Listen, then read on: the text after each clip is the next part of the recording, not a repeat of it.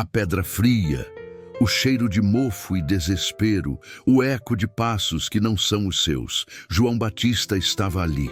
O profeta do deserto, o homem que se alimentava de gafanhotos e mel silvestre, aquele que batizou o Filho do Homem, estava em uma cela. O deserto, com sua vastidão e sua liberdade, parecia uma memória de outra vida. Agora, a única paisagem era o quadrado de luz que se espremia por uma fresta, dançando na poeira suspensa do ar. E com a poeira vinha a dúvida. Ela não chegou de repente, como uma tempestade no deserto. Ela se infiltrou, como a água fria que escorria pelas paredes úmidas da prisão. Começou com perguntas sussurradas. Ele vai vir? Ele vai me tirar daqui? Por que o Cordeiro de Deus permite que o leão de Judá fique enjaulado? Ele havia apontado para Jesus. Eis o Cordeiro de Deus que tira o pecado do mundo. E agora, o Cordeiro parecia ter virado as costas. O Batista, o precursor, o último dos profetas, sentia-se esquecido.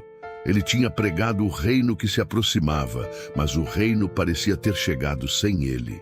E é aí que a gente entra, em João, no seu desespero, na sua cela fria. Porque essa não é uma história de fé inabalável. É uma história sobre o momento em que a fé de um homem, que se pensava inquebrável, se estilhaça como vidro no chão de pedra. A história do profeta que duvida de seu próprio anúncio. Imagine o cenário. João, o profeta, está no auge de sua fama. Multidões vêm a ele no Rio Jordão. Ele tem poder, ele tem a palavra. As pessoas o veem como um Messias, mas ele sabe a verdade. Ele sabe que há outro. Eu não sou digno de desatar a correia das suas sandálias. Ele diminui para que o outro cresça. Que humildade absurda, que certeza monumental. Mas a certeza é um luxo que a prisão rouba. O que é a dúvida? Não é a ausência de fé, é a sombra da fé. É a prova de que algo maior, algo que realmente importa, está em jogo. A dúvida de João não é uma fraqueza, é a manifestação de um conflito existencial que muitos de nós conhecemos. Onde está Deus quando a nossa vida desmorona? Por que o bem não vence o mal de forma rápida e espetacular? João enviou seus discípulos. És tu aquele que estava para vir, ou havemos de esperar outro? Que pergunta! Essa pergunta ecoou por 2000 anos, em templos e em quartos escuros, em hospitais e em campos de batalha. És tu aquele? É a pergunta de um filho que perdeu os pais em um acidente. É a pergunta de um doente terminal que orou por um milagre. É a pergunta de quem se dedicou a uma causa, e a causa parece ter fracassado, e a resposta de Jesus. Ele não mandou um sermão, não mandou uma repreensão. Ele mandou um testemunho. Ide e anunciai a João o que tendes visto e ouvido. Os cegos veem, os coxos andam, os leprosos são purificados, os surdos ouvem, os mortos ressuscitam, e aos pobres é anunciado o Evangelho. Jesus não disse, eu sou o Messias. Ele disse, olhe para as evidências. A resposta não era uma afirmação dogmática. Era uma descrição de um mundo que estava sendo transformado. Isso é o que nos fascina. A resposta de Jesus não era para calar a dúvida, mas para validá-la. Ele sabia que a fé de João era real, mas a sua dor e a sua solidão eram ainda mais.